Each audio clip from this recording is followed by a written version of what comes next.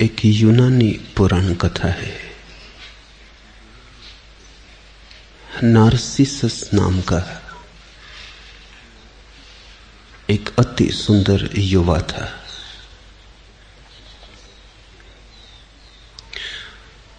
प्रतिध्वनि नाम की एक युवती के प्रेम में पड़ गया। ये नाम भी विचारणीय है। व्यक्ति प्रतिध्वनियों के प्रेम में ही पड़ते हैं। जहां तुम्हें अपनी आवाज सुनाई पड़ती है, जहां तुम्हें अपने अहंकार को ही तृप्ति मिलती है, जहां तुम छुपे रूप में अपने को ही पाते हो, वहीं तुम्हारा प्रेम पैदा हो जाता है। तुम्हारा प्रेम तुम्हारे अहंकार का ही विस्तार है। प्रतिध्वनि भी उसके प्रेम में पड़ गई। प्रतिध्वनि तो प्रेम में पड़ेगी क्योंकि वो तुम्हारी ही आवाज की गूंज। उसका तुमसे होने का कोई अलग न तो संभावना है न उपाय है। पर एक दिन एक दुर्घटना हो गई। होनी ही थी, क्योंकि प्रतिध्वनियों के धोखे में जो पड़ जाए, अपनी ही आवाज को सुन के उसके ही प्रेम में पड़ जाए, उसके जीवन में दुर्घटना निश्चित है। नार्सिसस जंगल में गया था। एक झील में, शांत झील में, हवा की लहर भी न थी। उसने स्वयं के प्रतिबिंब को देखा। वो मोहित हो गया। झील तो दर्पण थी। अपना ही चेहरा देखा, पर पहली बार देखा। वो इतना प्यारा था, और अपना चेहरा किसको प्यारा नहीं। अपना ही चेहरा लोगों को प्यारा है। सम्मोहित हो गया नार्सिसस, जैसे जड़ हो गया। मोह जड़ता लाता है। हिलने में भी डरने लगा कि हिला तो कहीं प्रतिबिंब टूट ना जाए। आंखें ठगी रह गईं, वहां से हटा ही नहीं। प्रतिध्वनि प्रतीक्षा करती रही, और जब नार्सिसस न लौटा तो प्रेम मर गया। प्रतिध्वनि तो तुम्हारी ही आवाज गुनगुनाते रहो तो ही गूंज सकती है। जब तुम्हारी आवाज न गूंजी, थोड़ी देर प्रतिध्वनि गूंजती रहेगी पहाड़ों में, फिर खो जाएगी। नार्सिसस न लौटा। कहते हैं नार्सिसस खड़ा खड़ा उस झील के किनारे जड़ हो गया, एक पौधा हो गया। नार्सिसस नाम का एक पौधा होता है। वो पौधा झीलों के पास, झरनों के पास, नदियों के पास पाया जाता है। तुम्हें कहीं पौधा मिल जाए तो गौर से देखना, तुम उसे सदा पानी में झांकता हुआ पाओगे। वो अपने प्रतिबिंब को देखता है। ये पुराण कथा बड़ी अद्भुत है। अगर तुम अपने में ही ज्यादा मोहित हो गए तो चैतन्य खो जाता है। तब तुम आदमी नहीं रह जाते, पौधे हो जाते। तब तुम्हारे भीतर की मनुष्यता विलीन हो जाती। तुम्हारे भीतर की आत्मा नकार हो जाती। तुम वापस गिर जाते हो, तुम पतित हो जाते हो। पौधे का भी कोई स्वातंत्र है। मनुष्य स्वतंत्र है, चल सकता है। पौधा बंधा है, पैर नहीं है उसके पास, जड़ें। ये नार्सिसस का पौधा हो जाना केवल इस बात की सूचना देता है कि जो व्यक्ति भी अहंकार के प्रतिबिंबों में उलझ जाएगा, उसके पैर भी नष्ट हो जाते हैं, जड़ें हो जाती, वो रुक जाता, उसकी गति ठहर जाती। हिलने डुलने की भी स्वतंत्रता खो जाती। और यही करीब करीब सभी मनुष्यों के साथ होता है। उपनिषद कहते हैं कोई पत्नी को थोड़ी ही प्रेम करता है, पत्नी के द्वारा अपने को ही प्रेम करता है। कोई बच्चों को थोड़ी ही प्रेम करता है, बच्चों के द्वारा अपने को ही प्रेम करता है। बच्चे भी दर्पण हैं, पत्नी भी दर्पण है, और हर मनुष्य नार्सिसस है।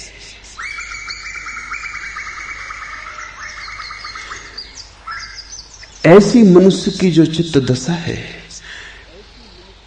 इससे और परम स्वातंत्र के तो द्वार कैसे खुलेंगे। जो थोड़ी सी स्वतंत्रता है वो भी नष्ट हो जाती। पंख लगने चाहिए थे कि तुम उड़ सकते परमात्मा की तरफ, पंख तो दूर, पैर भी खो जाते। वृक्ष के बंधन को तुम समझते हो, हिल भी नहीं सकता जहां खड़ा है वहां से।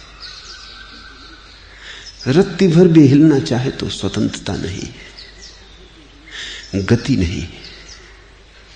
जहां खड़ा है वहां मजबूरी में है, वहां से हट नहीं सकता। आदमी हिल सकता है, चल सकता है, पक्षी उड़ सकता है,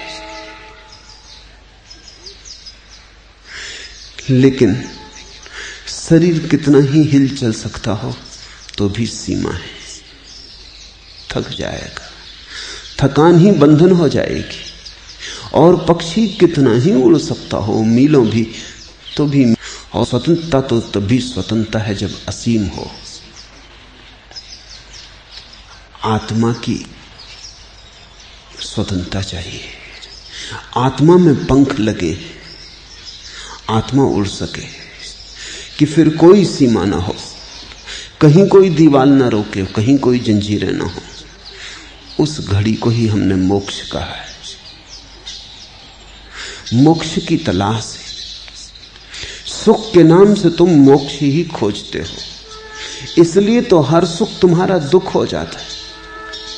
क्योंकि जब तुम पाते हो मोक्ष नहीं मिला, उल्टे बंधन मिले, तो सुख नहीं मालूम होता।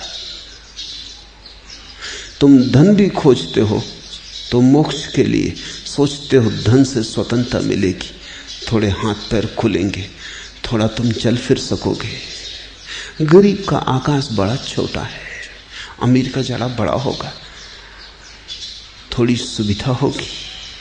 लेकिन जब तुम धन पा लेते हो तब तुम पाते हो ये तो गरीब से भी छोटा आकाश हो गया।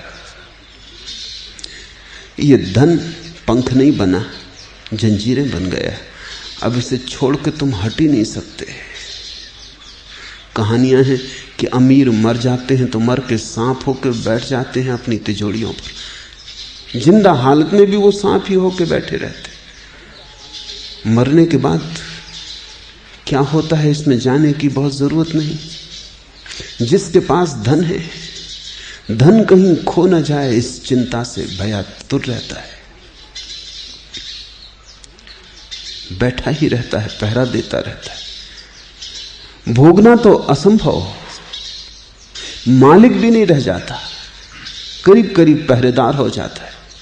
तुम ऐसे धनी को मुश्किल से पाओगे जो अपने धन का मालिक है। गरीब चाहे अपनी निर्धनता का मालिक भी हो, लेकिन अमीर अपने धन का मालिक नहीं। धन को भी आदमी गौर से खोजोगे तो स्वतंत्रता के लिए ही चाहता है, पद को भी स्वतंत्रता के लिए ही चाहता है। पद होगा, शक्ति होगी, सामर्थ्य होगी तो इतने बंधन न रह जाएंगे, तुम कुछ बंधन तोड़ सकोगे, तुम थोड़े अज्ञात और अनजान में भी प्रवेश कर सकोगे। यदि मनुष्य की चेतना में ठीक ठीक खोजा जाए तो मोक्ष का ही स्वर बजता है। वो हर तरफ से मुक्ति चाहता है, इसलिए जहां भी बंधन बनने लगते हैं वहीं बेचैनी हो जाती। तुम प्रेम करते हो इसी आशा में कि प्रेम आकाश बनेगा, तुम उड़ सकोगे,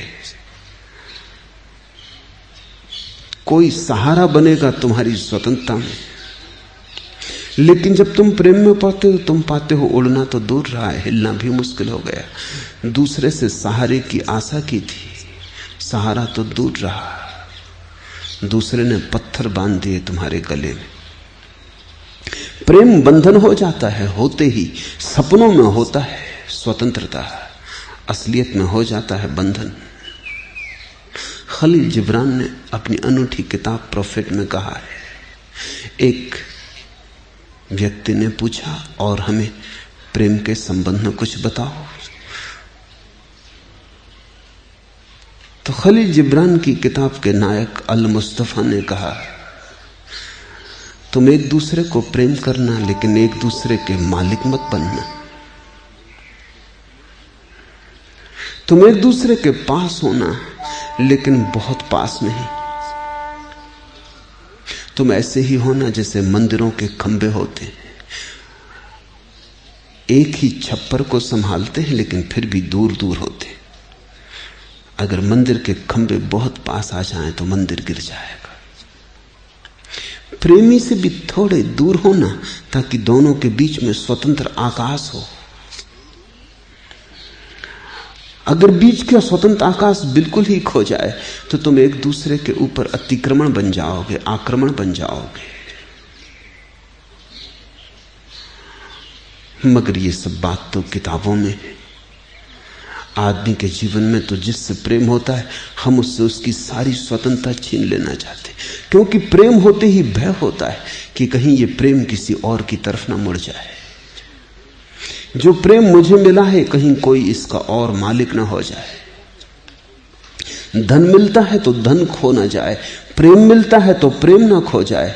जो मिलता है उसी के खोने का भय हो जाता है। उस भय के कारण स्वतंत्रता असंभव हो जाती है। भय के साथ कैसी स्वतंत्रता? निर्भय में ही स्वतंत्रता का फूल खिलता है। और प्रत्येक व्यक्ति के प्राण बस एक ही बात के लिए रोते, एक ही बात के लिए गुनगुनाते, एक ही बात के लिए खोजते हैं, वह है मोक्ष। जहां तुम्हें मुक्ति मिलेगी वहीं तुम आह्लादित होने लगोगे। जहां तुम्हें बंधन मिलेगा वहीं तुम उदास होने लगोगे। अगर तुम इतने उदास हो तो कारण साफ है। चाहा था मोक्ष, मिली जंजीरें। मांगा था आकाश, मिला कारागृह। खोजते थे पंख, पैर भी कट गए। चाहते थे मुक्ति, जो पास था वो भी दांव पर लग गया और खो गया। और जिसकी आशा की थी उसके कहीं दूर भी कोई आसार नजर नहीं आते, इसलिए तुम उदास हो। परमात्मा शब्द का अगर कोई भी अर्थ हो सकता है तो मोक्ष। इसलिए परम ज्ञानियों ने परमात्मा शब्द का उपयोग भी नहीं किया। महावीर मोक्ष की बात करते हैं, परमात्मा की नहीं, क्योंकि परमात्मा शब्द के साथ बड़ी भ्रांतियां जुड़ गई, उसके साथ भी बड़े कारागृह जुड़ गए। बुद्ध निर्वाण की बात करते हैं, परमात्मा की नहीं, जानकर ही। क्योंकि परमात्मा के नाम पर भी हिंदू हैं, मुसलमान हैं, ईसाई हैं, ये नए बंधन खड़े हो गए। हिंदू हिंदू होने से बंधा है, मुसलमान मुसलमान होने से बंधा है, कोई मस्जिद से बंधा है, कोई मंदिर से बंधा है। और धर्म तो मुक्ति है, इसलिए धर्म का न तो कोई मंदिर हो सकता, न कोई मस्जिद हो सकती। और जिस दिन तुम धार्मिक हो जाओगे उस दिन मंदिर में भी तुम्हें वही दिखाई पड़ेगा, मस्जिद में भी तुम्हें वही दिखाई पड़ेगा। तब तुम कभी मस्जिद में भी प्रार्थना कर लोगे, कभी मंदिर में भी प्रार्थना कर लोगे। वस्तुतः मंदिर और मस्जिद तक जाने की जरूरत न रहेगी, क्योंकि तुम्हारे घर में भी वही दिखाई पड़ेगा। तुम जहां देखोगे वही दिखाई पड़ेगा। धर्म एक परम स्वातंत्र है। इस बात को ख्याल में रखें तो शंकर के ये अंतिम सूत्र समझ में आ सकेंगे। काम, क्रोध, लोभ और मोह को त्याग कर स्वयं पर ध्यान करो। ये चार बंधन। जिनसे तुम्हारा मोक्ष छिन गया है, जिनसे तुम्हारा मोक्ष दब गया है। काम, क्रोध, लोभ और मोह, इन चार को भी अगर संक्षिप्त कर लो तो एक ही बचता है, काम। क्योंकि जहां काम होता है वहीं मोह पैदा होता है, जहां मोह पैदा होता है वहीं लोभ पैदा होता है, और जहां लोभ पैदा होता है अगर इसमें कोई बाधा डाले तो उसके प्रति क्रोध पैदा होता है। मूल बीमारी तो काम है। काम का अर्थ समझ लो। काम का अर्थ है दूसरे से सुख मिल सकता है इसकी आशा। काम का अर्थ है मेरा सुख मेरे बाहर है, और ध्यान का अर्थ है मेरा सुख मेरे भीतर है। बस अगर ये दो परिभाषाएं ठीक से समझ में आ जाएं तो तुम्हारी यात्रा बड़ी सुगम हो जाएगी। काम का अर्थ है मेरा सुख मुझसे बाहर है, किसी दूसरे में है, कोई दूसरा देगा तो मुझे मिलेगा, मैं अकेला सुख न पा सकूंगा, मेरे अकेले होने में दुख है और दूसरे के संग साथ में सुख। इसलिए तो तुम अकेले नहीं होना चाहते। जरा भी अकेले हुए कि तुम डरे, जरा भी अकेले हुए कि तुम बेचैन, जरा भी अकेले हुए कि तुमने अपने को भरा, कूड़ा करकट कुछ भी मिले, जिस अखबार को तुम सुबह से 3 दफे पढ़ चुके उसी को फिर पढ़ने लगे, जरा अकेले हुए कि कुछ तो भरो, खालीपन अखरता है, रेडियो चला दो, शोरगुल ही होगा लेकिन ऐसा तो लगेगा कि अकेले नहीं हो। ताश खेलो, होटल में बैठ जाओ, क्लब चले जाओ, कहीं भी किसी भांति। एक युवक मेरे पास 3 दिन पहले आया, उसने कहा कि जैसे जैसे ध्यान कर रहा हूं वैसे वैसे अकेलेपन से डर और बढ़ रहा है, और कभी कभी तो ऐसी घड़ी आ जाती कि मैं एकदम भागता हूं घर से निकल के और बाजार में चला जाता हूं। यद्यपि कुछ लेना देना नहीं है, लेकिन बाजार में भीड़ भाड़ में घूमते हुए ऐसा नहीं लगता कि अकेला हूं। घड़ी 2 घड़ी घूम फिर के लौट आता हूं, हल्का हो जाता हूं।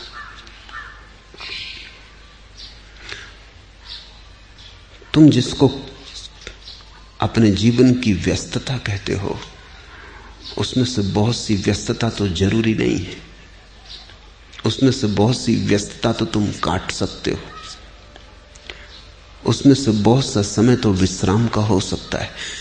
लेकिन मामला ऐसा नहीं है कि काम जरूरी है, मामला ऐसा है कि बिना काम के तुम अकेले हो जाते हो। पश्चिम में मनोवैज्ञानिक एक नई चिंता से भर गए। वो चिंता पहली दफे मनुष्य जाति के इतिहास में आई है, और वो चिंता यह है कि इस सदी के पूरे होते होते कम से कम पश्चिम के कुछ मुल्कों में, अमेरिका में, स्वीडन में इतनी सुख सुविधा हो जाएगी और सारा काम करीब करीब स्वचालित यंत्रों से होने लगेगा कि आदमी के पास बहुत समय बचेगा। तो मनोवैज्ञानिकों को बड़ा खतरा है कि आदमी करेगा क्या, क्योंकि अभी खाली होने की योग्यता आदमी की नहीं है, अभी चुप बैठने की क्षमता आदमी की नहीं है। थोड़ा सोचो, सारा काम यंत्र कर देता हो और तुम्हारे पास कुछ काम ना बचे। अभी यद्यपि तुम रोते हो कि काम ही काम है, कोई फुर्सत नहीं, अभी तुम सोचते भी हो कि फुर्सत मिल जाए तो तुम कुछ विश्राम कर लो, यद्यपि अभी भी जब फुर्सत मिलती तुम विश्राम करते नहीं। रविवार की छुट्टी काटे नहीं कटती। रविवार की छुट्टी काटने को तुम कितने उपाय करते हो। पिकनिक को चले, कोई उपद्रव ना था तो उपद्रव बांधा, घर नहीं बैठे रह सकते। छुट्टी काटे नहीं कटती। रविवार के दिन तुम सोमवार की राह देखने लगते हो, कब सुबह हो, कब तुम अपने काम में लगो। थोड़ा सोचो कि पूरा जीवन रविवार की छुट्टी हो तुम बच सकोगे उतने विश्राम में?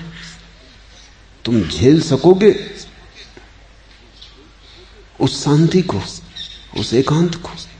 नहीं, तुम कुछ ना कुछ खतरे कर लोगे, तुम कुछ झंझटें खड़ी करोगे, तुम कुछ उपाय करोगे जिसमें तुम उलझ जाओ।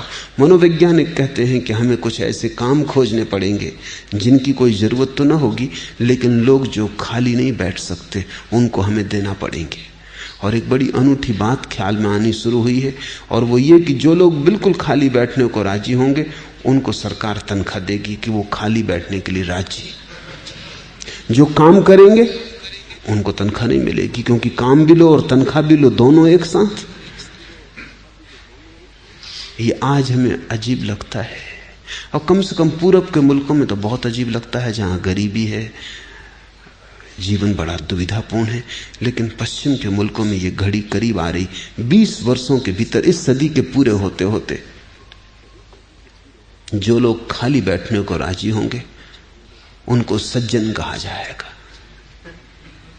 जो नहीं बैठने को राजी होंगे वो दुर्जन समझे जाएंगे। खाली लेकिन वही बैठ सकता है जिसे थोड़ा ध्यान का रस लगा हो। इसलिए आकस्मिक नहीं है कि पश्चिम में ध्यान की इतनी तीव्र जिज्ञासा पैदा हुई। अकारण कुछ भी नहीं होता है। जब कोई चीज घटने के करीब होती है तो चेतना उस तरफ उत्सुक होने लगती है। अगर तुम यहां मेरे पास पश्चिम से दूर दूर से आते लोगों को देखते हो तो आकस्मिक नहीं है। बड़ी तीव्र आकांक्षा पैदा हुई कि स्वयं के साथ अकेले होने का सुख क्या है, उसे जानना जरूरी है, क्योंकि दूसरे के साथ न तो सुख कभी मिला है न मिल सकता है। दूसरे के साथ केवल दुख मिला है, लेकिन मजबूरी यह है कि अकेले होने की हम कला नहीं जानते। इसलिए दूसरे के साथ दुख मिले, नरक मिले तो भी कोई उपाय नहीं, रहना तो दूसरे के साथ ही पड़ेगा। क्योंकि अकेले होने में और भी महानरक हो जाता है। तो अकेले के नरक से हम सदा दूसरे का नरक चुन लेते हैं। कम से कम दूसरा तो मौजूद है, नरक ही सही, थोड़ी बातचीत तो हो लेती, झगड़ा ही सही। तुमने कभी ख्याल किया कि अगर तुम खाली छोड़ दिए जाओ तो तुम कहोगे इससे बेहतर दुश्मन के साथ होना। अपने साथ होने से भी बेहतर दुश्मन के साथ होना लगता है। झगड़ा तो होगा, गाली गलौज तो होगी, कुछ जीवन तो मालूम होगा। ये मुर्दे की तरह बैठे ऐसे तो बिखर जाएंगे, ऐसे तो फिसल जाएगा मकान। कुछ करो, उठो। लोग अपने कमरे में उठ के कुछ भी करने लगते हैं। मैं ट्रेन में बहुत दिनों तक यात्रा करता था, तो अक्सर ऐसा हो जाता कि कमरे में मैं और दूसरा आदमी अकेला होता। तो मैं देखता रहता कि दूसरा आदमी क्या कर रहा है। मैं उससे बोलता भी नहीं, क्योंकि मेरे बोलने से वो उसकी असलियत का पता ही नहीं चलेगा। बोलने की तो वो इच्छा ही में है। वो कई दफा कोशिश भी करता बोलने की, आप कहाँ जा रहे हैं, मैं हाँ हूं करके जवाब दे के फिर अपनी आंख बंद कर लेता। जब वो थोड़ी देर में समझ जाता कि यह आदमी बातचीत के योग्य नहीं है, तब वो उसका असली रूप प्रकट होता। वो कभी अपना सूटकेस खोलेगा, मैं देख रहा हूं कि कोई काम नहीं है उसको, फिर बंद कर देगा, फिर जमा लेगा, खिड़की खोलेगा, बंद करेगा, बेचैनी है, पंखा चलाएगा, बंद कर देगा, बाहर हो आएगा, चाय ले आएगा, हर स्टेशन पर उतर के भजी खरीद लेगा, कुछ भी कर रहा है। नौकर को बुला लेगा घंटी बजा के, उसी से बातचीत करने लगेगा। लेकिन उसकी बेचैनी मैं समझता हूं। ये 24 घंटे उससे अकेले होने को मिले हैं, ये काट रहे हैं, ये कांटे की तरह चुभ रहे हैं, इनको झेलना मुश्किल है। यद्यपि अगर तुम मुझसे पूछो तो वो कहेगा कि कहां फुर्सत है, कभी ध्यान भी करना चाहता हूं तो फुर्सत नहीं है। अब ये 24 घंटे मिले थे, 24 घंटे में तो आदमी महावीर हो जाए। अगर 24 घंटे एक स्वर से शांत हो जाए, 24 घंटे तो मैं ज्यादा कह रहा हूं, जैनी नाराज न हो, क्योंकि महावीर ने तो कहा है 48 मिनट में। मैं तो 24 घंटे कह रहा हूं तुम्हारी सामर्थ्य सोच के। महावीर ने तो कहा 48 मिनट आदमी परम शून्य हो जाए, रम जाए, बस इससे ज्यादा की जरूरत नहीं है, परम ज्ञान उपलब्ध हो जाएगा। 48 मिनट, पूरा घंटा भी नहीं। लेकिन 48 सेकंड भी मुश्किल है, 48 मिनट तो दूर। 48 सेकंड भी तुम एक स्वर से शांत न रह सकोगे, तुम 1000 व्याघात पैदा कर लोगे। काम का अर्थ है दूसरे में सुख, यद्यपि मिलता कभी नहीं। यही तो मनुष्य की मूढ़ता है। शंकर ऐसे ही तुमको मूढ़ नहीं कहे जाते, कारण से कहते हैं, खूब सोच विचार के कहते हैं। जिस रेत से तेल नहीं निकला उससे तुम निकालते ही चले जाते हो, और ऐसा भी नहीं है कि तुम्हें पता नहीं। अगर पता ना होता तो तुम अज्ञानी थे। अज्ञानी माफ किया जा सकता है, मूढ़ को माफ नहीं किया जा सकता। मूढ़ वो है जिसे पता भी है और फिर भी निकाल रहा है, क्योंकि करे क्या, रेत ही है और कुछ दूसरा स्रोत पता नहीं जहां से तेल निकाला जा सके। खाली भी नहीं बैठा रह सकता, तो रेत से ही निकाल रहा है। तुम जरा गौर करो अपने जीवन पर। ये मूढ़ता की बात तुमसे ही कही गई है, इसे थोड़ा विचार करो। तुमने कितनी बार काम वासना नहीं की, कितनी बार तुम कामातुर नहीं हुए, कितनी बार मन काम के मेघों से आच्छन्न नहीं हुआ। कभी वर्षा हुई, कभी तृप्ति हुई, कभी संतोष फला, कभी सुख आया। लेकिन तुम सोचने में भी डरते हो कि अगर इस पर सोचेंगे तो खतरा है, फिर करेंगे क्या। यही तो एक उलझाव है। इससे ही तो अपने को किसी तरह उलझाए, किसी तरह जीवन को काटे जा रहे हैं। अगर ये खेल भी बंद हो गया तो फिर हाथ खाली। काम वासना ही पूरा खेल है, पूरा संसार है। उसी में तुम उलझे, उसी में तुम दबे, उसी में तुम बोझिल चलते चले जाते हो, और जानते हुए कि ये राह कहीं ले नहीं जाएगी, कभी नहीं ले गई है।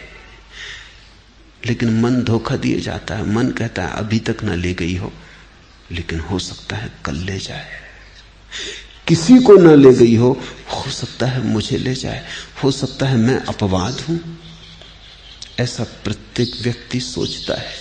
कहते हैं अरब में एक कहावत है कि परमात्मा जब भी किसी को बनाता है तो उसके कान में एक मजाक कर देता है। उसके कान में कह देता है तुझे मैंने अपवाद बनाया, तुझे मैंने खास बनाया, और सब ऐरे गहरे नत्थु खैरे। तुझे मैंने विशेष बनाया है। सभी को कह देता है, लेकिन तकलीफ ये है जिसको भी बना के भेजता उसी के कान में मंत्र दे देता, और सभी इसी ख्याल में चलते हैं कि और सब ऐरे गहरे नत्थु खैरे, मैं कुछ खास हूं। अब परमात्मा ही मजाक कर दे तो बड़ा मुश्किल हो जाता है। हर एक को याद है कि चलते वक्त कहा था उसने, हालांकि तुम किसी से कहते नहीं। कहो तो दूसरे हंसते हैं, क्योंकि उनको भी उसने कहा। वो कहते तुमको कैसे कह सकता है, इसलिए तुम भी किसी से नहीं कहते, दूसरे भी तुमसे नहीं कहते। तुम भी बताने की कोशिश करते हो बिना बताए, दूसरा भी बताने की कोशिश करता है बिना बताए। जो जोर जोर से चिल्ला के कहने लगते हो उनको तुम पागल खाने में बंद कर देते हो। लेकिन हर एक के मन में एक भ्रांति है कि मैं अपवाद हो सकता हूं। बुद्धों ने कहा नहीं मिला सुख, काम वासना के मरुस्थल खोज डाले, एक मरुद्धान भी ना पाया। महावीरों ने कहा, शंकर कहते हैं कि बड़ी यात्रा की, मरुद्धान तो दूर, खजूर की छाया भी ना मिली। खजूर की भी कोई छाया होती, लेकिन वो भी ना मिली।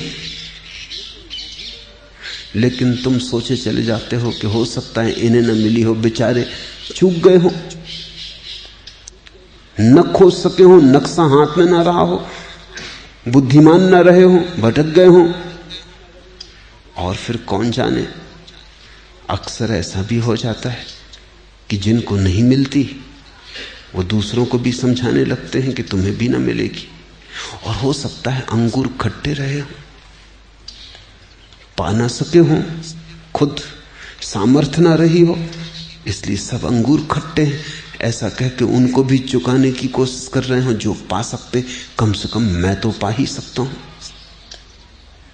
तुम्हारे मन में ऐसी भ्रांतियों का जाल है, तो फिर काम से छुटकारा ना हो सकेगा।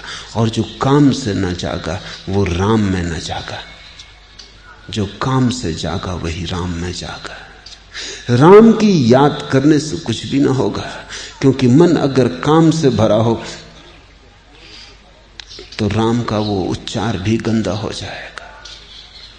हाँ, काम से मन खाली हो जाए तो राम को पुकारना भी मत, तो भी पुकार उठेगी। तुम्हारा रोआ रोआ कहेगा, तुम्हें कहने की जरूरत ना रहेगी। भज गोविंदम, भज गोविंदम। ये कोई ऐसी बात नहीं जिसको तुम कर लोगे, ये कोई तुम्हारे कंठ की बात नहीं है, न तुम्हारे ओंठों की, न तुम्हारी जिह्वा की। ये तो जब तुम्हारे भीतर से काम गिर जाएगा तो उठेगी। ये तो तुम अचानक पाओगे कि तुम्हारे रोए रोए से यही सुगंध उठ रही। ये उठती है जब काम गिर जाता है, क्योंकि काम में जो ऊर्जा संलग्न थी वो मुक्त हो जाती है, वही राम की तरफ आरोहण बन जाती। काम है दूसरे में सुख की भ्रांत आशा, राम है अपने में सुख को पा लेना, और वही एकमात्र पाने की जगह है। जिनने भी कभी पाया वैसे ही पाया, जिनने भी गंवाया तुम्हारे ढंग से गंवाया।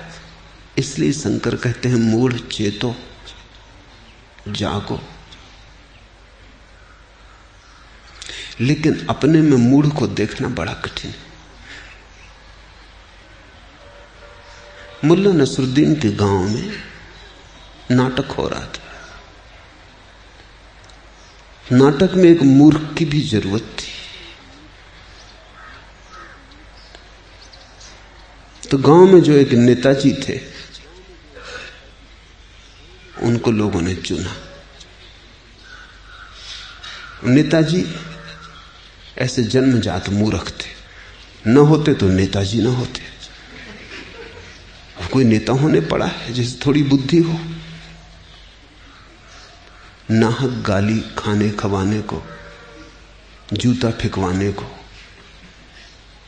सड़े टमाटर झेलने को किसको मर्जी, किसको प्रयोजन। मगर जूता फेंको कि सड़े टमाटर फेंको कि गाली गलौज बको, नेता जमे ही रहते थे। ऐसे तो वो नेताजी हो गए थे, ज्यादा दिन तक टिक गए थे। जिनमें थोड़ी अकल थी वो भाग भी गए। लोगों ने उन्हीं से प्रार्थना की। नेताजी ने मुल्ला नसरुद्दीन से पूछा कि मुझे मूर्ख का पार्ट अदा करना है नाटक में,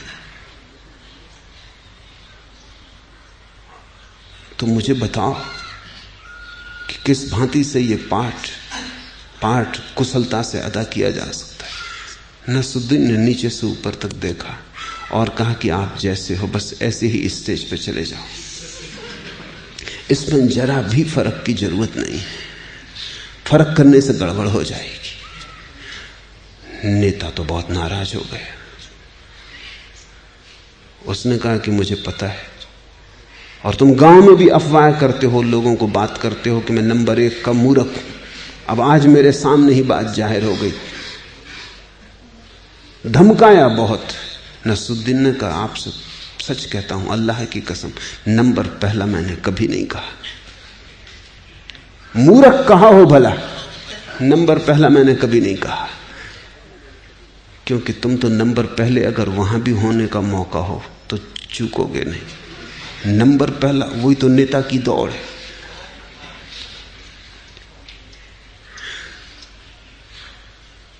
तुम में सारी दुनिया जो देख ले वो भी तुम स्वयं नहीं देख पाते।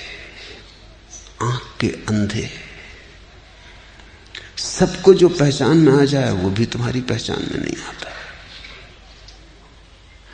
इससे बड़ी मूर्खता और क्या हो सकती है इस संसार में कि जिन जिन अनुभवों से तुम हजारों बार गुजर चुके हो और एक भी बार सुख नहीं पाया, उनकी फिर आकांक्षा करने लगते हो। कब जागोगे?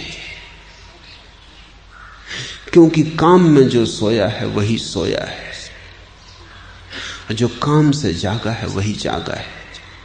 और काम से जागो तो ही ध्यान की यात्रा शुरू होती, क्योंकि ध्यान का अर्थ है स्वयं में है सुख।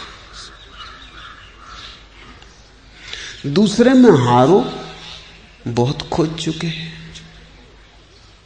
पछताओ, वापस घर आओ। काम, क्रोध, लोभ और मोह को त्याग कर स्वयं पर ध्यान करो। शंकर जान के कहते हैं इन चार को छोड़ दो तो ही स्वयं पर ध्यान हो सकेगा। काम अगर छूट जाए, दूसरे में सुख है ये बात अगर छूट जाए, बस इतनी सी ही बात है, इतने पे सब दारमदार है। इतना दिख जाए कि दूसरे में सुख नहीं है, सब हो गया, क्रांति घटित हो गई। क्योंकि जैसे ही दूसरे में सुख नहीं है, तुम दूसरे का मोह ना करोगे। अब मोह क्या करना है? मोह तो हम उस चीज का करते हैं जिसमें सुख की आशा है, उसको संभालते हैं, बचाते हैं, सुरक्षा करते हैं, कहीं खो ना जाए, कहीं मिट ना जाए, कहीं कोई छीन ना ले। मोह तो हम उसी का करते हैं जहां हमें आशा है कल सुख मिलेगा। कल तक नहीं मिला, आज तक नहीं मिला, कल मिलेगा, इसलिए कल के लिए बचा के रखते हैं। आज तक का अनुभव विपरीत है, लेकिन उस अनुभव से हम जागते नहीं। हम कहते हैं कल की कौन देखाया, शायद कल मिले। और अगर मोह ना हो तो लोभ का क्या सवाल है? लोभ का अर्थ है जिसमें सुख मिलने की तुम्हारी प्रतीति है उसमें और सुख मिले। अगर 10 रुपए तुम्हारे पास हैं तो 1000 रुपए हो, ये लोभ है। अगर एक मकान तुम्हारे पास है तो 10 मकान हो, ये लोभ है। लोभ का अर्थ है जिसमें सुख मिला उसमें गुणनफल करने की आकांक्षा। मोह का अर्थ है जिसमें मिला उसे पकड़ लेने की, परिग्रह करने की, आसक्ति बांधने की। लोभ का अर्थ है उसमें गुणनफल कर लेने की आकांक्षा। लेकिन जिसमें मिला ही नहीं उसका तुम गुणनफल क्यों करना चाहोगे? कोई कारण नहीं। और क्रोध का क्या अर्थ है? जिसमें तुम्हें दिखाई पड़ता है सुख मिलेगा, उसमें अगर कोई बाधा डालता हो तो क्रोध पैदा होता है। तुम धन कमाने जा रहे हो, कोई बीच में आड़े आ जाए तो क्रोध पैदा होता है। तुम एक स्त्री से विवाह करने जा रहे हो और दूसरा आदमी अड़ंगे डालने लगे तो क्रोध पैदा होता है। तुम चुनाव जीतने के करीब थे कि दूसरे सज्जन खड़े हो गए झंडा लेकर, तो क्रोध पैदा होता है।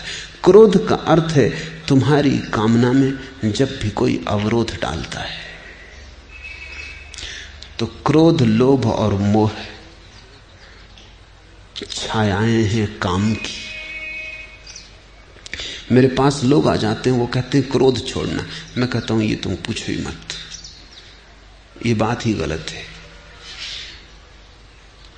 कोई पूछता है लोभ छोड़ना है,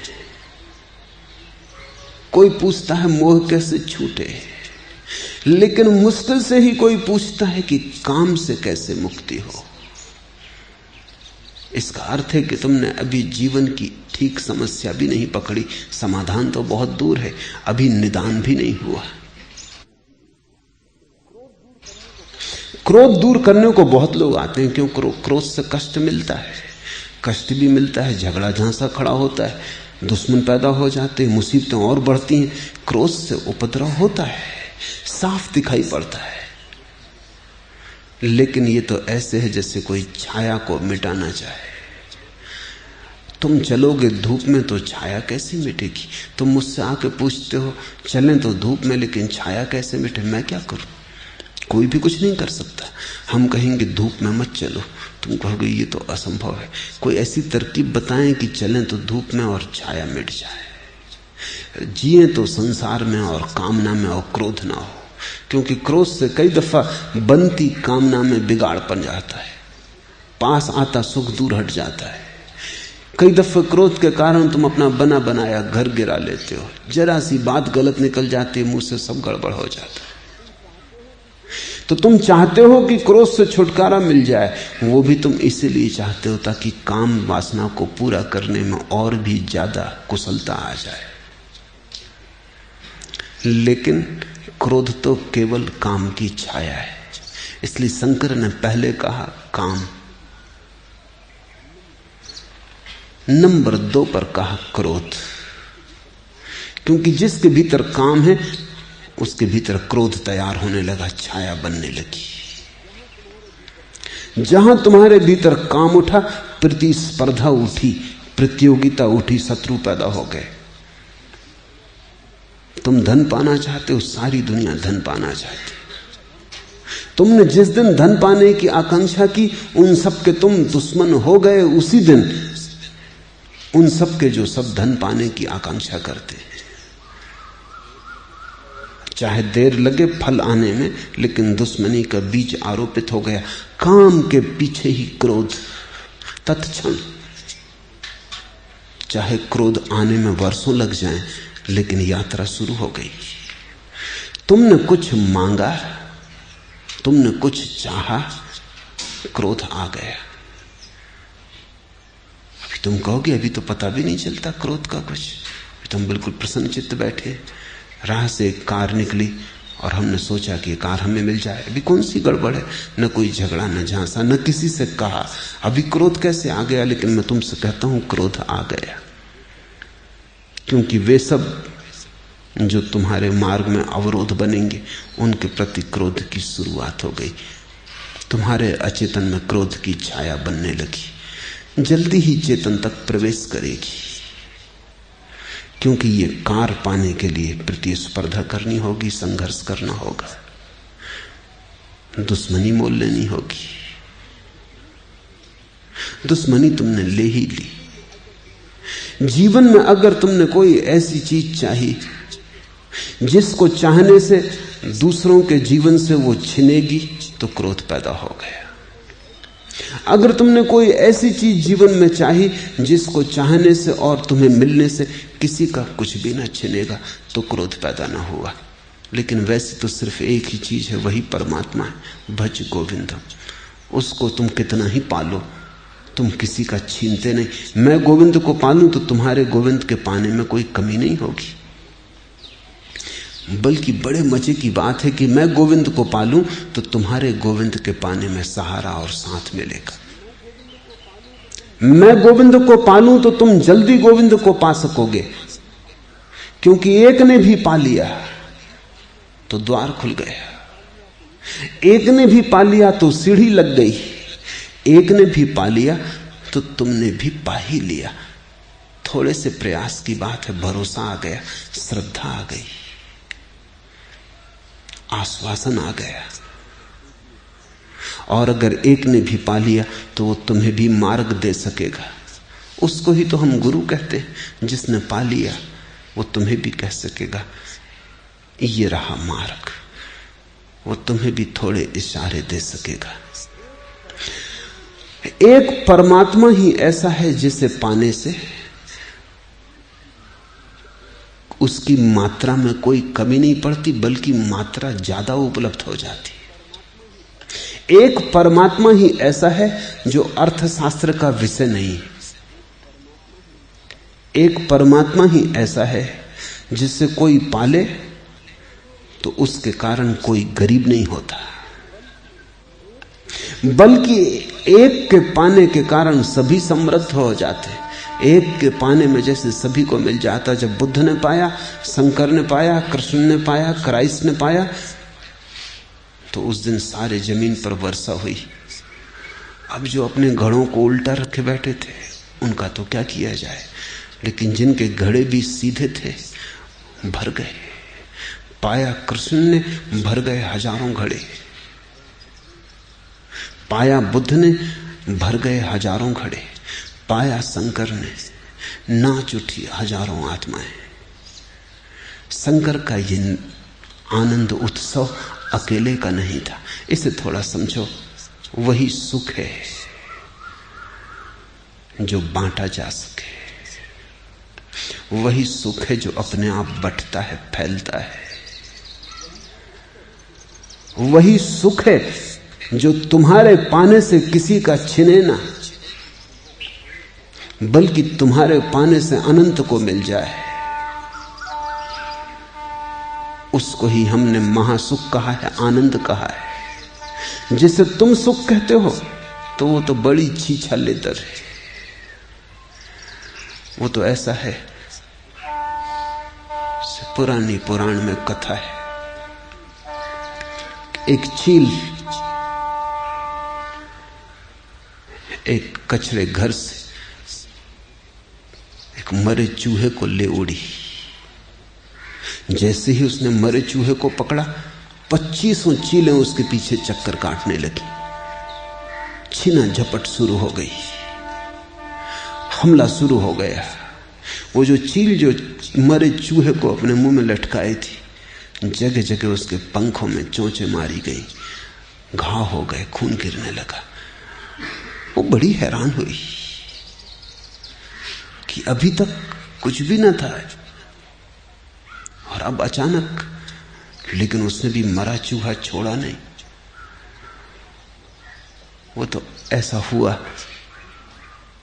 कि तीव्र झपट्टे में उसके मुंह से चीत्कार निकली और चूहा छूट गया।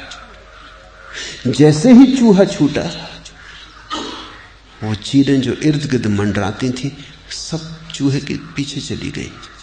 वो चील अकेली रह गई। वो एक वृक्ष पर बैठ गई। वो सोचने लगी। वो चील तुमसे ज्यादा समझदार रही होगी। उसको शंकर मूढ़ नहीं कह सकते थे।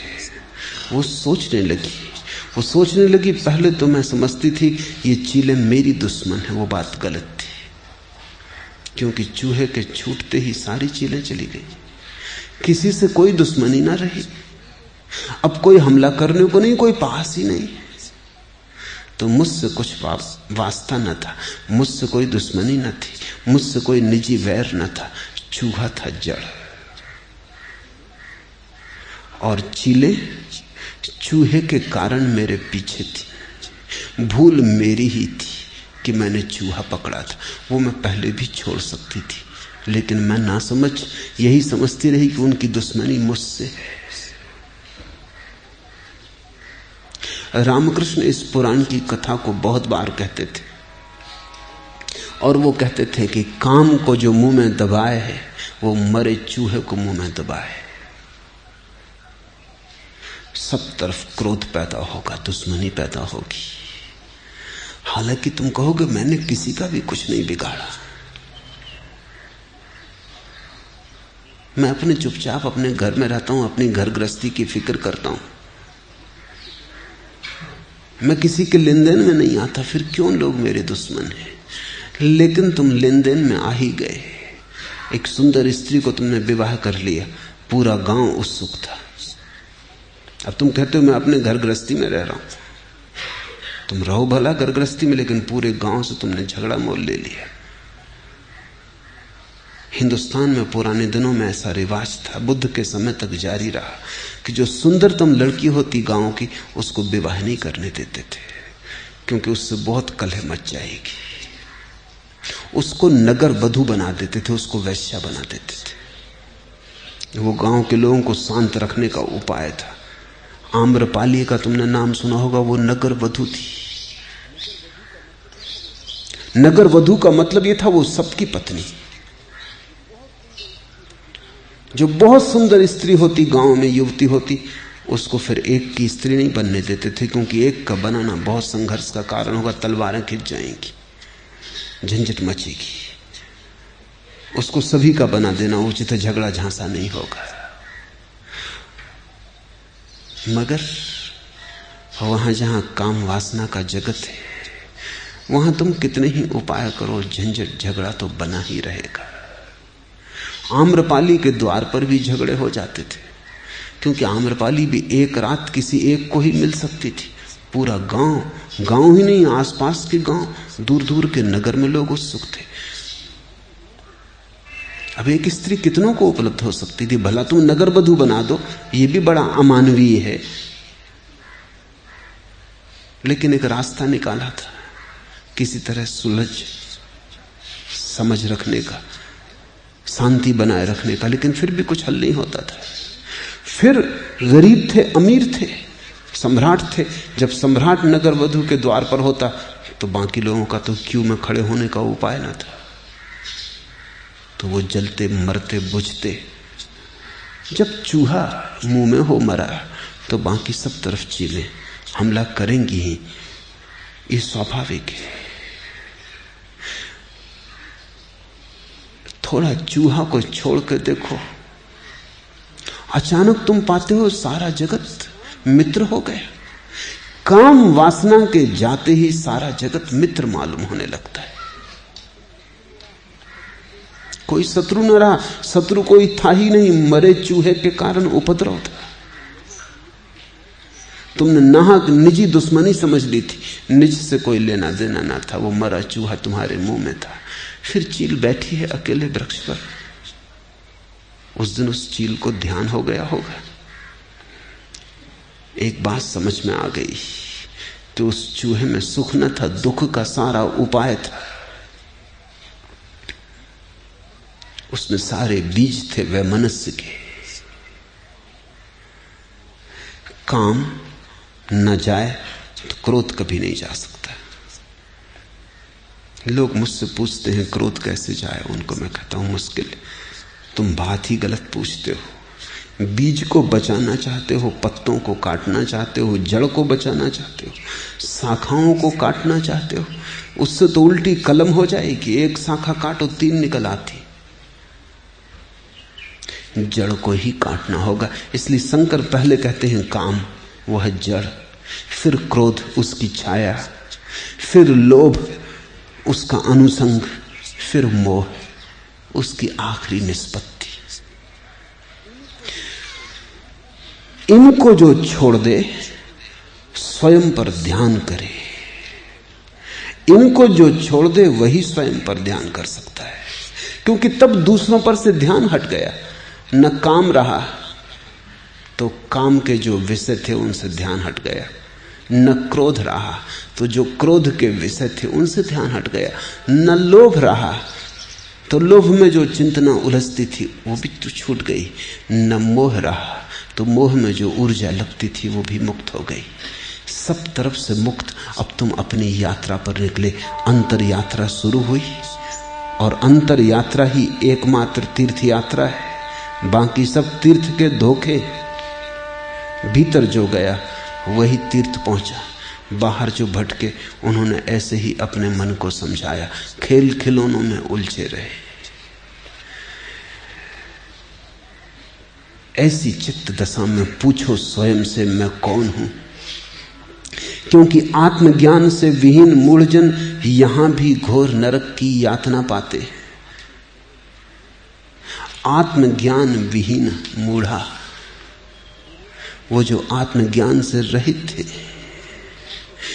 उन्हें कोई नरक में जाके पीड़ा मिलेगी ऐसा मत सोचना। ये भी धोखेबाज आदमी की तरकीबें हैं कि वो कहता नरक में जाएंगे तब दुख मिलेगा, जैसे यहां सुख मिल रहा है। नरक में जाएंगे तब दुख मिलेगा, यहां क्या मिल रहा है? मैंने तो सुना है कि कुछ दिनों से नरक में जब लोग पहुंचते हैं तो शैतान उनसे पूछता है कहां से आ रहे? वो कहते पृथ्वी से। वो कहता अब तुम स्वर्ग चले जाओ, नरक तो तुम भोग ही चुके, अब यहां किस लिए आए हो? अब तो कुछ दिनों से ऐसी भी खबरें आने लगी हैं कि नरक में जो पाप करते हैं उनको कष्ट देने के लिए पृथ्वी पे भेज देते, क्योंकि उनको भी तो कहीं दंड देने के लिए जगह चाहिए। उनको कहां भेजो? नरक में लोग समझाते हैं कि अगर पाप किया पृथ्वी पे चले जाओगे।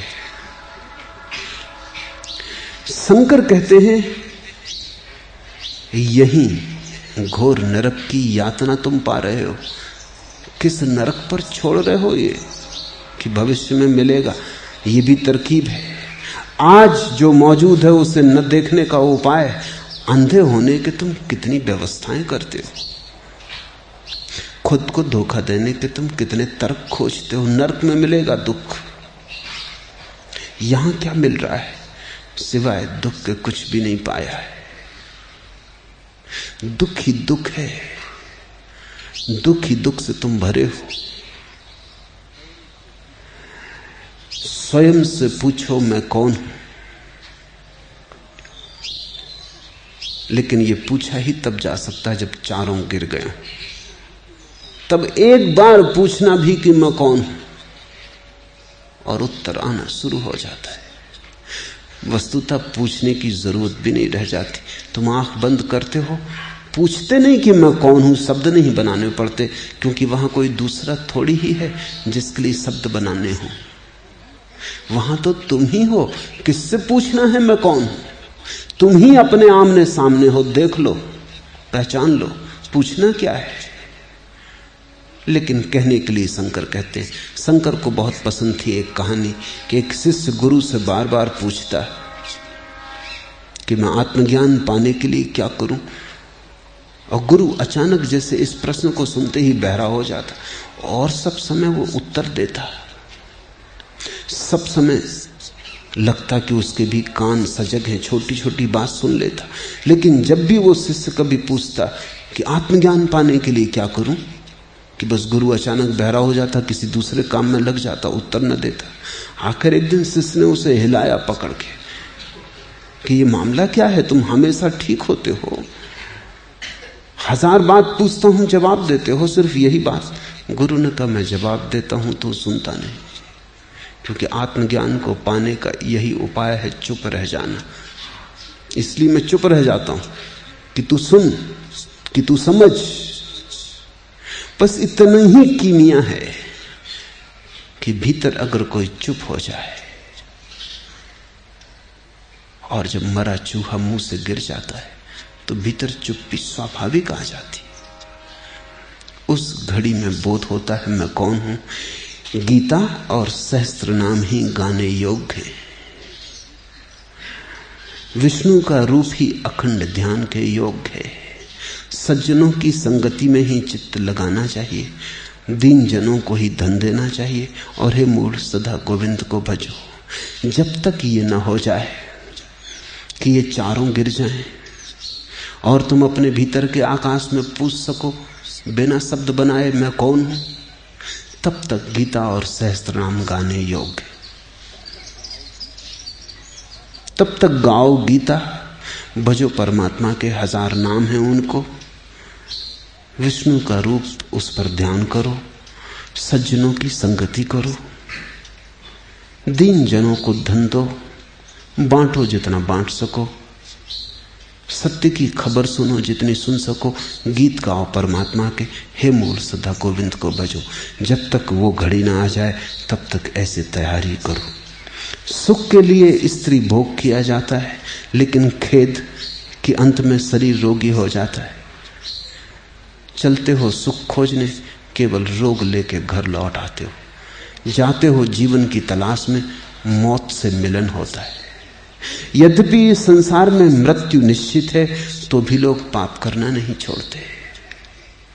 मृत्यु बिल्कुल सुनिश्चित है, और सब अनिश्चित हो, मृत्यु अनिश्चित नहीं है। एक ही बात तय है यहां की मरना है, फिर भी पाप करना नहीं छोड़ते। मरना है तो भी कौड़ी कौड़ी के लिए पाप करने को तत्पर होते हैं, जैसे सदा यहां रहना हो। जैसे एक कौड़ी कम हो जाएगी तो अनंत काल में बड़ी रहने में असुविधा होगी। लोग रेलवे स्टेशन के विश्रामालय को अपना घर समझ लेते और इस भांति रहने लगते हैं, डेरा डंगल जमा के, जैसे सदा यहां रहना है। आती ही होगी ट्रेन, बजती ही होगी घंटी, जल्दी ही बोरिया बिस्तर बांध सवार हो जाना है। तुमने देखा विश्रामालय रेलवे स्टेशन के लोग अपना बिस्तर भी नहीं खोलते, पेटी भी नहीं खोलते, बांध के बैठे रहते हैं। जब अभी जाना ही है तो खोलना क्या। इस जीवन को विश्राम गृह से ज्यादा मत समझो। रात भर का बसेरा है, रैन बसेरा। सुबह हुए पक्षी उड़ जाएंगे अपनी अपनी यात्राओं पर। अगर ऐसा दिखाई पड़ जाए तो पाप करना असंभव हो जाता है। किसके लिए करना है, किस लिए करना है, सब यहीं पड़ा रह जाएगा। फिर पाप करने योग्य मालूम भी नहीं होता। जब सभी पड़ा रह जाएगा तो क्या प्रयोजन। तुम जीते तो ऐसे हो जैसे सदा यहां रहना है, इसलिए पाप कर लेते हो। पाप करने के लिए स्वयं को मरण धर्म न मानना जरूरी है। ये मान्यता मन में रखनी जरूरी है कि सदा रहना, तभी पाप कर सकते हो। जितनी तुम्हें याद आने लगे मौत की, उतना ही पाप गिरने लगेगा। इसलिए मौत के स्मरण को मैं महानतम पुण्य कहता हूं, क्योंकि जिसको मौत की याद आ गई उसके जीवन से पाप असंभव हो जाता है। धन अनर्थ है, इस पर निरंतर विचार करो। सच यह है कि धन में लेस मात्र सुख नहीं। यह बात सर्वत्र देखी गई कि धनवान अपने पुत्रों से भी भय खाते। अतः हे मूल सदा गोविंद को भजो। प्राणायाम और प्रत्याहार, नित्य और अनित्य का विवेक विचार और जप सहित समाधि की साधना, इन्हें सावधानी के साथ साधो, महासावधानी के साथ साधो। प्राणायाम और प्रत्याहार। प्राणायाम का अर्थ है कि तुम अपने को संकुचित प्राण मत समझो, प्राण को फैलाओ, उसके आयाम को बड़ा करो।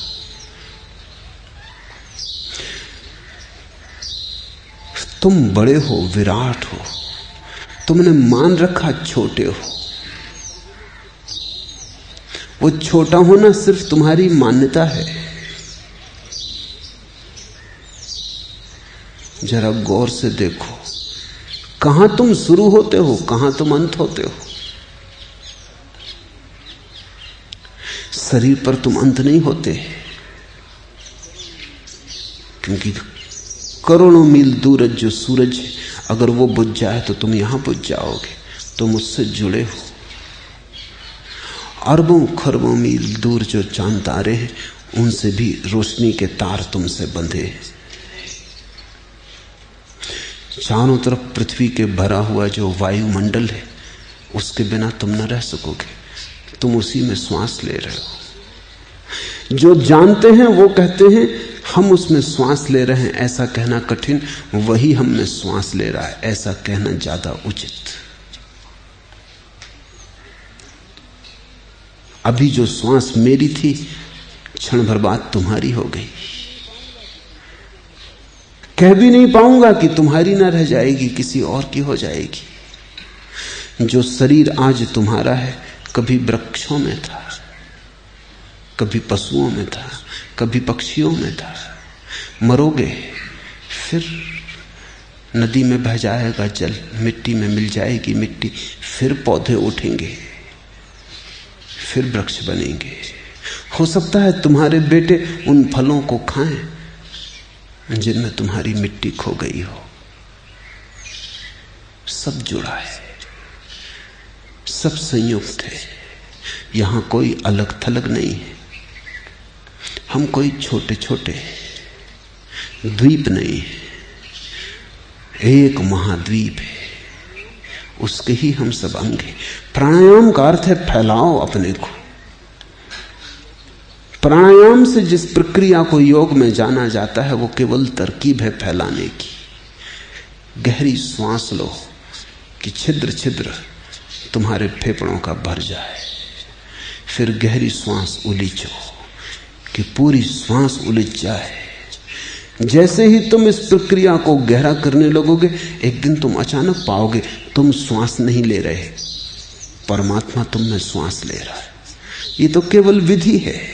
इस विधि से प्राणायाम होता है, इस विधि से प्राण का विस्तार होता है और प्रतीत होता है कि हम एक महान चैतन्य के छोटे छोटे अंश हैं, बड़े सागर की बूंदें। बूंद भी गरिमा से भर जाती है, फिर कण भी परमात्मा के प्रसाद से लबालब हो जाता है। तुम्हारी छोटी प्याली में भी सागर लहराने लगते। प्राणायाम और प्रत्याहार। प्राणायाम है प्राण का फैलाना और प्रत्याहार है घर की तरफ वापसी, लौटना, भीतर आना। प्रत्याहार अपने में वापस जाना, जहां से आए हैं। जैसे वृक्ष अगर सिकुड़ सके, सिकुड़ के छोटा पौधा हो जाए, पौधा सिकुड़ सके बीज हो जाए, तो प्रत्याहार। तुम जो दिखाई पड़ रहे हो उससे पीछे सरको, भीतर भीतर भीतर उस बीज को, मूल स्रोत को पालो जहां से तुम आए हो। गंगा अगर वापस लौट जाए और गंगोत्री में फिर समा जाए गोमुख में, तो प्रत्याहार। प्रत्याहार का अर्थ है अपने मूल को फिर पा लेना। ज़ैन फकीर कहते हैं ओरिजिनल फेस, अपने मूल चेहरे को जान लेना, जो तुम जन्मे ना थे जब तुम्हारा था। जब तुम पैदा न हुए थे तब तुम्हारी जो मुखाकृति थी उसको पहचान लेना। प्रत्याहार है। प्राणायाम और प्रत्याहार, नित्य और अनित्य का विवेक विचार और प्रतिपल जानते रहना, सोचते रहना, देखते रहना, क्या सार्थक है, क्या व्यर्थ है। इसे क्षण भर को भी भूलना नहीं, क्योंकि भूलते ही व्यर्थ को पकड़ लेते हो, सार्थक को छोड़ देते हो। मरे चूहे को पकड़ने में देर नहीं लगती, जरा ही भूले कि पकड़ा, होश आया तो छूट जाता है। जप सहित समाधि की साधना। ये शंकर बड़ी मीठी बात कह रहे हैं जप सहित समाधि की साधना। पतंजलि कहते हैं अंततः समाधि जप रहित हो जानी चाहिए। नानक कहते हैं अजपा जाप, जाप खो जाना चाहिए। बुद्ध, महावीर वे भी यही कहते हैं, सब खो जाना चाहिए, बस शून्य रह जाना चाहिए। लेकिन शंकर कह रहे हैं जप समाधि, जप सहित समाधि की साधना। वे ये कह रहे हैं शून्य तो हो लेकिन पूर्ण का नाश ना खोए, शून्य में पूर्ण विराजमान रहे। विचार तो खो जाए, भाव ना खो जाए, क्योंकि भाव अगर खो गया तो तुम शुष्क हो जाओगे। तुम शांत तो होगे लेकिन तुम्हारी शांति से गीत की धारा न बहेगी, मीरा न नाचेगी, फिर चैतन्य का भजन न फूटेगा। फिर तुम मौन तो हो जाओगे, तुम पालोगे, लेकिन अभिव्यक्ति ना होगी, अभिव्यंजना ना होगी। तुम्हारा गीत बिना अंकुरित हुए तुम्हारे भीतर रह जाएगा, कोई उसे सुन न पाएगा। तुम्हारा आनंद बह न पाएगा, किनारे छोड़कर बाढ़ की भांति उसकी उत्तुंग तरंगें दूसरों को डुबा न पाएंगी। इसलिए शंकर कहते हैं निर्विचार तो होना है, निर्भाव नहीं। ज्ञान तो आए, भक्ति ना खो जाए। ये बड़ा अनूठा संयोग है, घटता है, बड़ी असंभव घटना है, पर घटती है। विचार खो जाते, भाव नहीं खोता, चिंतन चला जाता है, चिंता चली जाती है, हृदय गदगद होकर नाचता है। जप सहित समाधि की साधना, इन्हें सावधानी के साथ साधो। फिर दोहराते हैं, महासावधानी के साथ साधो। और हे मूढ़, सदा गोविंद को भजो। गुरु के चरण कमल में पूर्णता समर्पित होकर, संसार के बंधनों से मुक्त होकर, इंद्रिय सहित मन को संयमित कर, तुम अपने हृदय में स्थित प्रभु को देख लोगे। प्रभु कहीं दूर नहीं, प्रभु तुम्हारे हृदय में ही स्थित है। उसे कहीं खोजने नहीं जाना है, अपने घर वापस आना है। उसे तुमने कभी खोया भी नहीं, सिर्फ भूल गए हो, विस्मरण हो गया है। विस्मरण में भी वो मौजूद है सतत। तुम भूल गए हो, उसकी तरफ पीठ कर ली है, फिर भी वो मौजूद है। वस्तुतः तुम हो ही कौन, वही है। उसे भूल गए इसलिए तुम सोचते हो मैं हूं। वो याद आ जाएगा, तुम मिट जाओगे, वही रह जाएगा। तुम अपने हृदय में स्थित प्रभु को देख लोगे। अतः हे मूढ़, सदा गोविंद को भजो। शंकर का जोर है कि ध्यान और भजन के बीच एक समन्वय सध जाए। ध्यान और भजन के बीच एक संगीत बज उठे। ध्यान और भजन के बीच असंभव का सेतु निर्मित हो जाए।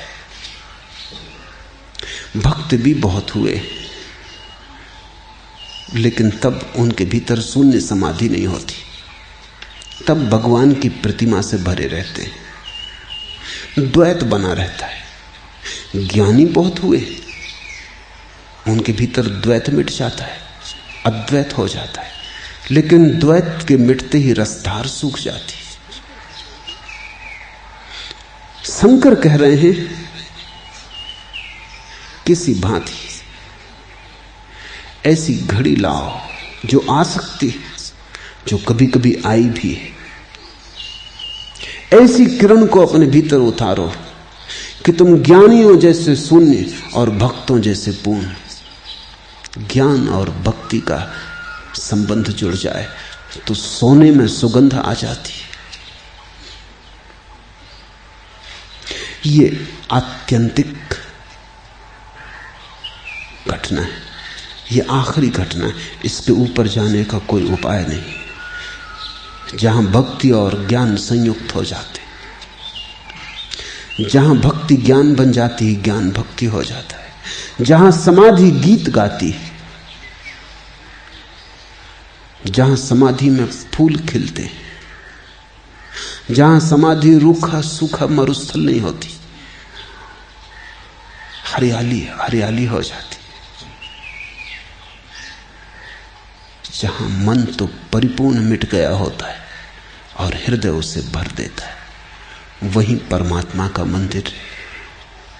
उस प्रभु को तुम अपने ही भीतर पालोगे। भक्त भगवान से अलग नहीं।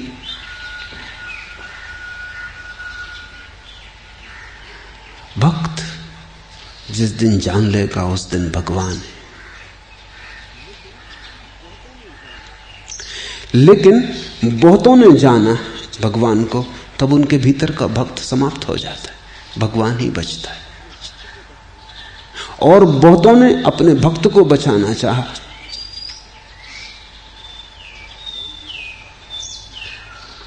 तो भगवान भी बचता है, भक्त भी बचता है, लेकिन एक द्वैत बना रहता है, फासला बना रहता है।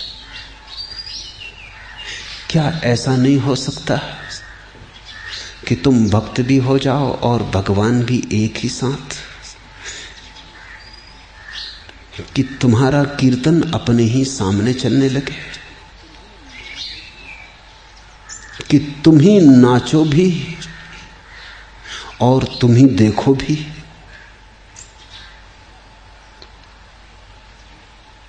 ऐसा हो सकता है, और वही शंकर की परिकल्पना है। शंकर में स्वयं ऐसा ही अनूठा व्यक्तित्व फला कि ज्ञान की ऐसी पराकाष्ठा और फिर भक्ति का ऐसा अनूठा मेल। स्वर्ण में अगर कभी सुगंध आई है तो शंकर में आई थी। भज गोविंदम, भज गोविंदम, भज गोविंदम मूढ़मते। आज इतना।